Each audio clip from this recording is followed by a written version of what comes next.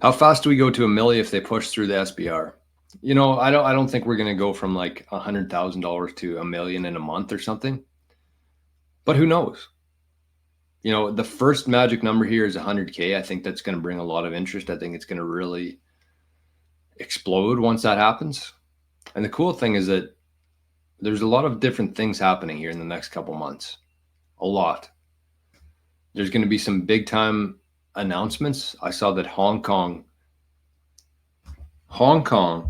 was in the process, or there was rumblings that Hong Kong was developing their own Bitcoin strategic reserve right now.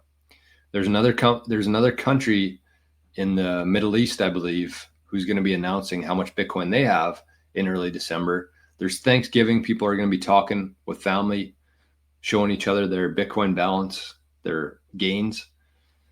And then Christmas, same kind of thing. And then, of course, in January, Donald J. Trump comes in and executive orders a strategic Bitcoin reserve.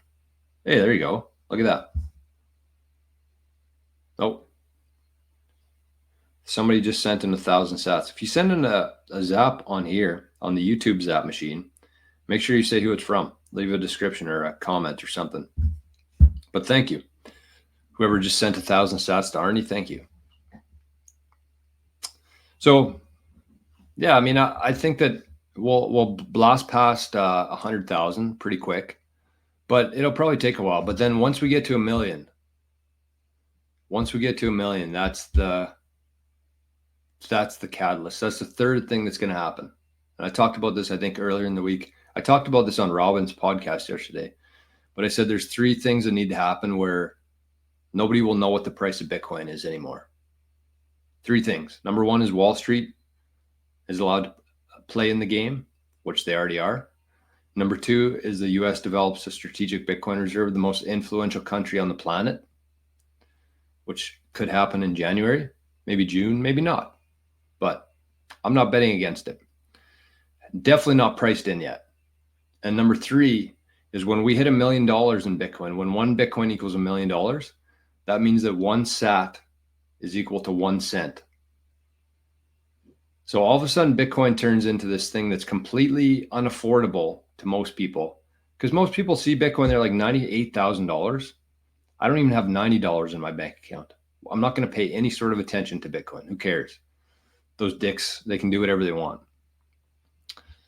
But then it gets to 1 cent. Then we start measuring things in sats. And that's where everything changes, because all of a sudden it's 1 cent. You can afford 1 sat for 1 cent. Well, I'm going to buy 30,000 of those. I can get a whole lot of sats. Nobody thinks like that right now. Nobody thinks like that right now. But then they see they can get 1 sat for 1 cent. And then all of a sudden it goes to 2 cents per sat, to 10 cents per sat, to $1 per sat. And all of a sudden from 1 cent to $1, we just moved from 1 million to 100 million. That's when things are really going to move. That's when we're not going to know what the price of Bitcoin is anymore. And I really don't think it's going to take that long.